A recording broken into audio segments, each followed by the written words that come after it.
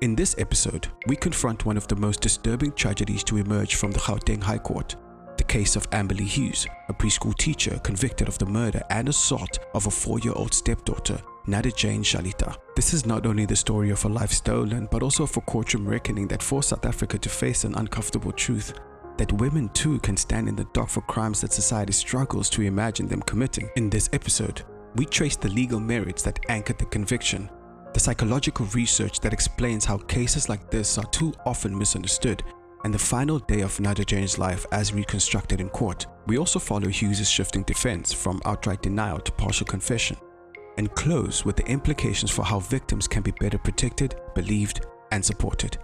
This is a difficult story, told with care, about innocence betrayed and justice pursued.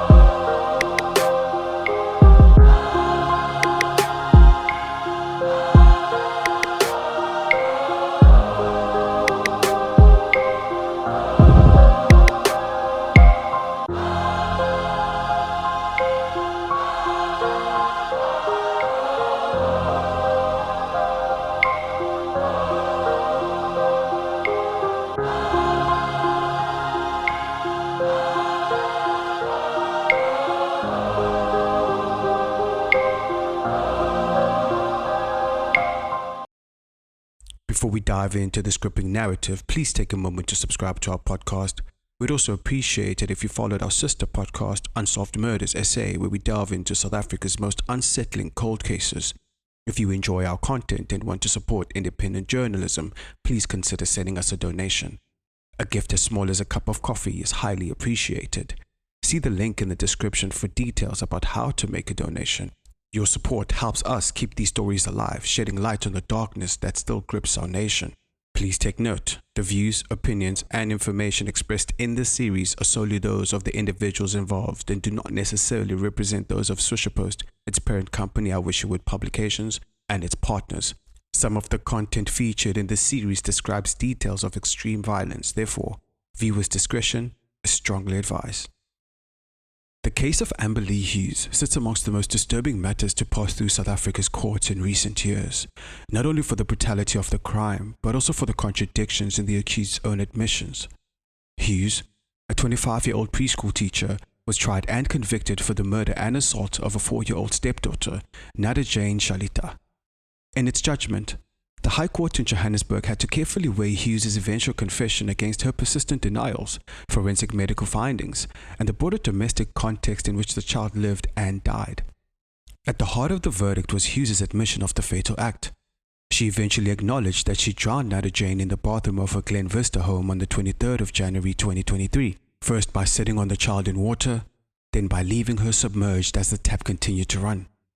In her statement to the court, she described a series of suicide attempts that followed, but her acknowledgement of the drowning gave the court a direct route to convicting her of murder. The admission matched the state's pathology evidence and foreclosed any argument that death had been accidental. Where Hughes maintained denial was in relation to the sexual assault charge. She insisted that she was not responsible, forcing the court to turn to forensic science and opportunity. The state's case hinged on expert testimony. The forensic pathologist identified a fresh injury inflicted in the hours before Nada-Jane's death, consistent with penetration by a small object. The court found this evidence credible, and combined with the fact that Hughes alone had custody of the child in the narrow time window when the injury must have occurred, it concluded that she was responsible for the sexual assault despite her denial. The trial was marked by a shift in posture. Hughes initially pleaded not guilty to both charges, and the state presented its full case against her. Midway through proceedings, however, she changed course, filing a supplementary statement that admitted the drowning but rejected responsibility for the sexual assault. The court treated this as a partial confession, enough to establish intent and agency in the murder, but insufficient to absolve her of the second charge where the forensic evidence spoke louder than her words. The defense also introduced evidence of Hughes' mental health, noting a diagnosis of borderline personality disorder. Yet Hughes herself told the court she was aware of her actions at the time and accepted responsibility for the child's death. This acknowledgement made it impossible for the defense to argue diminished capacity in relation to the murder, and the court ruled that her mental state did not lessen her criminal responsibility. In drawing its conclusions, the court did not rely on conjecture. It calibrated each allegation against the standard of proof beyond reasonable doubt. Where evidence was insufficient, the court said so explicitly. With the forensic timeline, injury analysis, and Hughes' exclusive custody converged, the court found the state had met its burden. The murder conviction rested on her own admissions. The sexual assault conviction rested on medical evidence and inference. Taken together, these formed a legally sound judgment resistant to appeal. The case is now in its pre-sentencing phase, postponed to October 2025. The court has called for reports in mitigation and aggravation, including a victim impact statement and expert assessments before determining Hughes' sentence. Whatever penalty is imposed, the judgment structure has already clarified its merits. That Hughes herself admitted to drowning Nada-Jane, that forensic medicine placed her in exclusive position to cause the child's final injuries, and that no defense of accident or incapacity survived the court's scrutiny. The conviction of Amber Lee Hughes for the murder and assault of a 4-year-old stepdaughter is not only a tragedy but also a rare example of female perpetrated child abuse reaching the courts. This feature of the case sets it apart because public imagination often frames perpetrators of such crimes as male. When women appear as offenders, society struggles to reconcile the reality with its expectations of women as caregivers, nurturers, and protectors. The research contained in Facing the Unthinkable, Women Who Sexually Abuse Children, addresses this blind spot directly. It shows that cases involving female perpetrators are chronically underacknowledged, often misinterpreted, and regularly dismissed until forensic evidence makes denial impossible. This is exactly the psychological terrain in which the Hughes matter sits. She was a teacher by profession, a role built on trust, and a stepmother, both positions that placed her in direct caregiving responsibility. Yet, it was within this framework of trust that the child was assaulted and killed. Studies reflected in the research stress that women who commit acts of assault against children frequently operate under a veil of invisibility. Their behavior is masked by social norms that cast women as incapable of such harm. In practice, this means they are less likely to be suspected, less likely to be reported, and often shielded by the disbelief of others. The research highlights a pattern of denial and rationalization. Many women offenders insist that what occurred was either accidental, misunderstood, or beyond their conscious awareness. This is mirrored in Hughes' own courtroom stance. Even as she confessed to the murder, she continued to deny the sexual assault, in the face of medical evidence showing a fresh injury consistent with penetration shortly before death. Her selective admission, accepting responsibility for drowning Nada-Jane but rejecting the forensic record of injury, reflects what experts identify as a coping strategy common amongst women offenders. It allows the individual to retain partial control over the narrative, admitting what cannot be denied while rejecting what strikes most forcefully at identity and self-concept.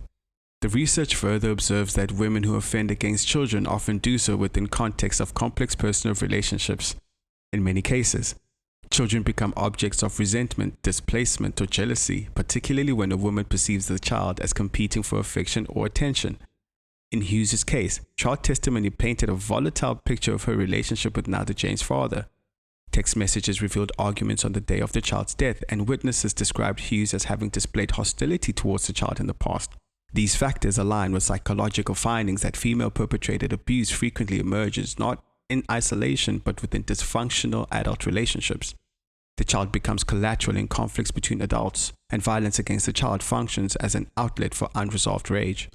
Hughes told the Gauteng High Court she suffered from borderline personality disorder. While psychiatric diagnoses are significant in understanding mental health, the research emphasizes that most women who assault children are not psychotic or completely detached from reality. Instead, they often act in moments of emotional dysregulation but retain full awareness of their actions. This distinction proved critical in court. Hughes herself admitted that she was aware of her actions at the time of the drowning. The court interpreted this as an admission of criminal responsibility. The diagnosis of a personality disorder may have shaped her behavior, for example, heightened jealousy, volatility, or impulsivity, but it did not absolve her of intent. The research reinforces this view. cautioning against misusing psychological conditions as a blanket explanation for behavior that is deliberate and harmful. One of the strongest psychological insights relevant to Hughes's case is the way women offenders often attempt to manage their image even under intense scrutiny. According to the research, female perpetrators frequently present themselves as victims of circumstance, of partners, of mental illness to soften responsibility. Hughes's selective admissions echo this pattern. By conceding the murder but denying the sexual assault, she positioned herself simultaneously as guilty of a tragic act yet innocent of what the medical examiner found most disturbing. This duality gave her a narrative of partial accountability that matched the profile outlined in the research. Understanding these psychological patterns was essential for the court in Johannesburg because Hughes's denials could not be evaluated in a vacuum. The research shows that female offenders often cling to denial of sexual misconduct even when other wrongdoing is admitted, precisely because society sees such conduct as doubly unthinkable, unthinkable in its cruelty and unthinkable that a woman could be the source. This is why the court leaned heavily on forensic evidence. Only the pathology could break through the wall of denial, fixing the injury to a specific time window when Hughes alone was present with Nada-Jane. This case illustrates what the research warns. Female perpetrated child abuse is underreported, misunderstood, and mismanaged. The Hughes trial shows why a gender lens that assumes women cannot be offenders is dangerous. It blinds both investigators and communities to the possibility, delays justice, and risks silencing victims who do not fit the expected narrative. Nada-Jane's death and Hughes's conviction stand as a stark example of how these blind spots collapse when evidence forces them into the open. Yet the path there was marked by denial, deflection, and the court struggled to reconcile confession and rejection in the same accused. On the morning of the 23rd of January 2023, the Glen Vista home where 4-year-old Nada-Jane Challita lived with her father and his partner Amber Lee Hughes looked like any ordinary suburban dwelling. Yet within its walls, tensions were mounting.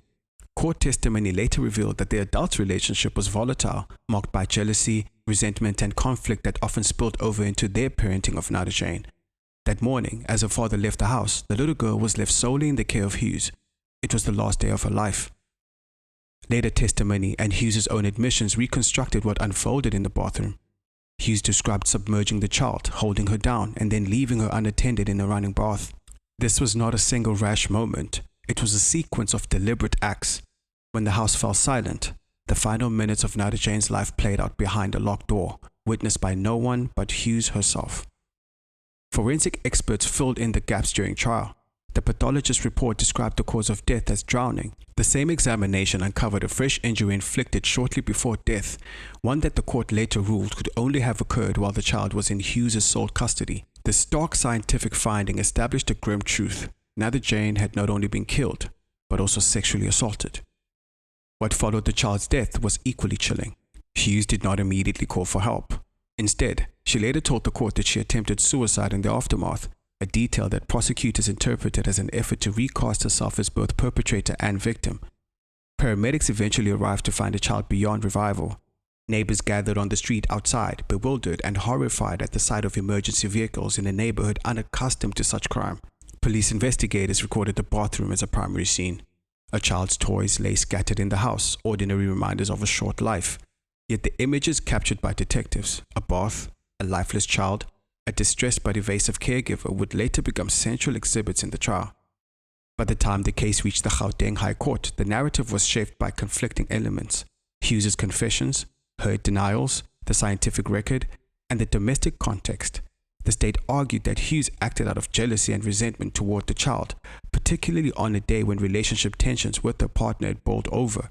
Hughes' eventual admission to drowning Nada-Jane closed the door on any defense of accident, leaving only the question of intent. The forensic pathologist's testimony on the sexual assault was decisive. The injury was recent, inflicted minutes to hours before death. Coupled with the fact that Hughes had exclusive custody of the child at the time, the court concluded that she was responsible. Even though Hughes continued to deny this charge, the evidence spoke louder than her words. In the courtroom, photographs of Nada-Jane were showed, not the clinical evidence alone, but images of her alive, a 4-year-old, bright-eyed, wearing the colors of childhood. The dissonance between those images and the forensic reports underscored the horror of what the court was asked to decide. She was a little girl whose life should have been filled with play and protection. Instead, her final moments were defined by betrayal at the hands of someone entrusted to care for her. For the family, the proceedings offered little closure. Nada-Jane's mother, her relatives, and her father were left to grapple with the knowledge that the person who ended her life was not an outsider, but a woman welcomed into their home. The court proceedings stretched across months, revisiting in clinical detail what had unfolded in a matter of minutes. Each hearing repeated the unbearable fact: a child was gone, her potential erased, and her name now fixed in legal records as the center of a case no community ever wishes to endure. The courtroom journey of Amber Lee Hughes was marked by contradiction, strategy, and eventual collapse under the weight of evidence. From the moment she entered a not guilty plea in 2023 to the day in August 2025 when she was convicted of murder and sexual assault, the case revealed how denial, confession, and forensic truth can intersect in ways that define a verdict. At the outset, Hughes denied everything. She pleaded not guilty to both charges, forcing the prosecution to mount a full case. This meant the state had to call witnesses, introduce forensic reports, and reconstruct the Glen Vista tragedy without cooperation from the accused. During this stage, Hughes' defense strategy was straightforward: deny involvement, cast doubt on causation, and hope that forensic timing could be challenged. For months, this posture shaped the trial. Cross-examinations targeted the reliability of the forensic pathologist, pressing on whether injuries could have occurred earlier or by some means or other than deliberate sexual assault. Defense counsel worked to separate the drowning from intent, suggesting that even if death occurred under Hughes' watch, it did not meet the threshold of murder. But by mid-2025, Hughes' stance began to shift. Her legal team changed, and with new representation came a startling adjustment. Hughes filed supplementary admissions. For the first time, she confessed to drowning Nada-Jane, admitting that she had held her stepdaughter underwater and left her submerged in a running bath. This admission transformed the case. It undercut months of denial, aligned with the state's cause of death evidence, and eliminated any credible defense of accident. The Gauteng High Court now had the accused's own words confirming what pathology had already shown. On the charge of murder, the confession was decisive. Yet even in this moment of reckoning, Hughes drew a line.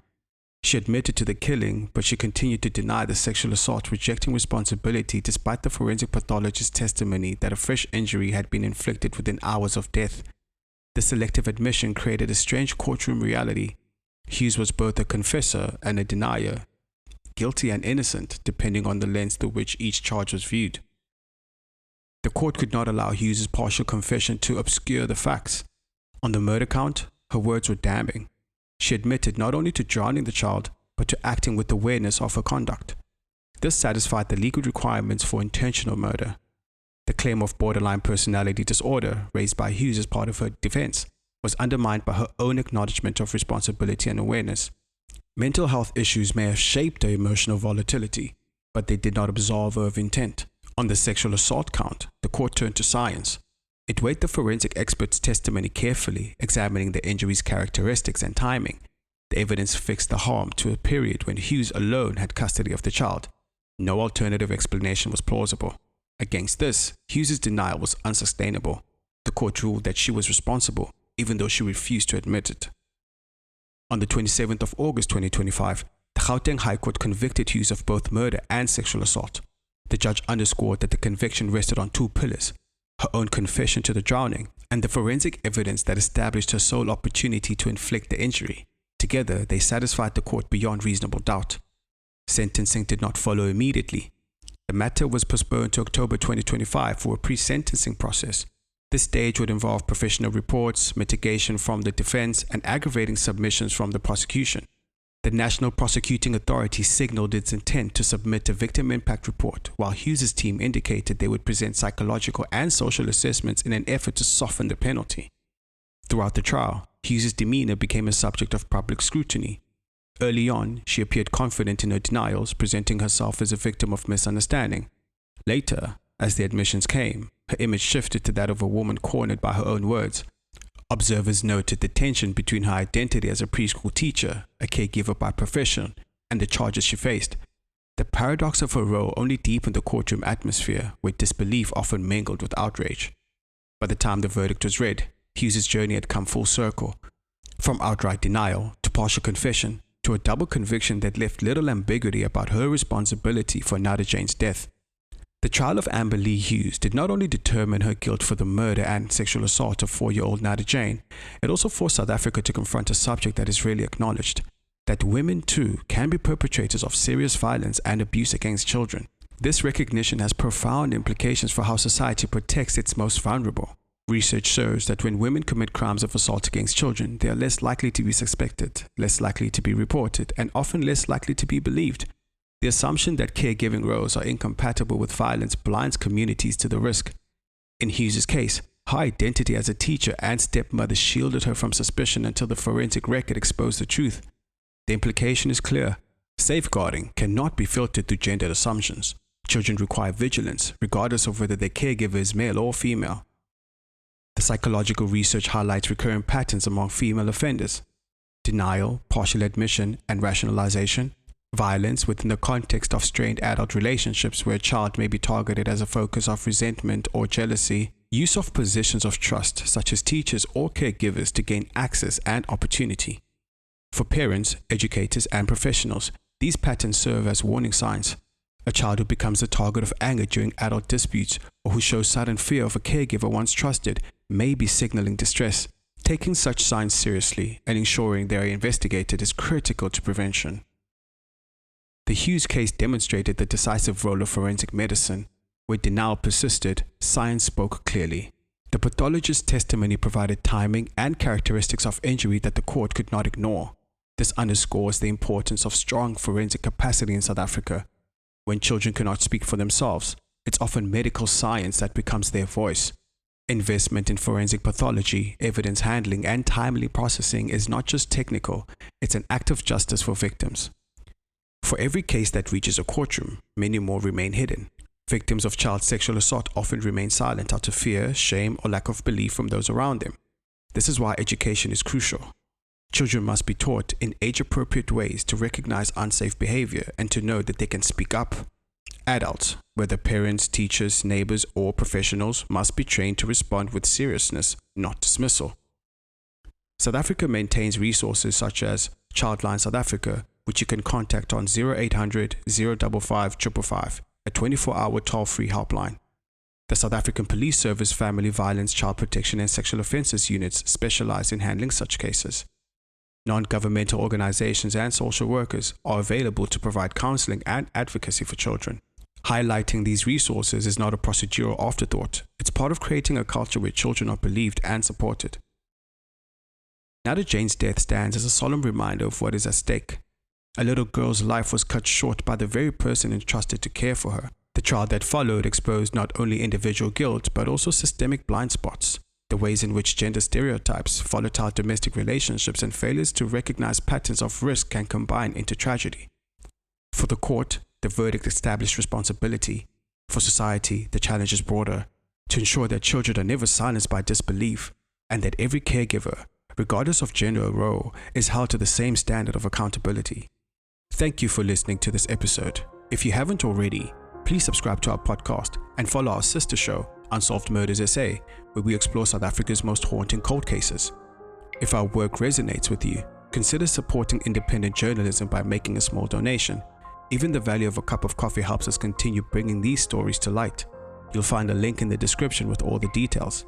Your support ensures that the stories of victims, their families, and the communities they leave behind are never forgotten, and that we can keep shining a light into the darkest corners of our society. Please remember, the views and opinions shared in the series are solely those of the individuals involved and do not necessarily represent those of Sister Post, its parent company Our Wisherwood Publications, or its partners. Some of the content featured in the series describes details of extreme violence. We urge our listeners to practice discretion and to prioritize their well-being while engaging with our content. Until the next episode, stay safe, stay aware, and thank you for helping us keep these stories alive.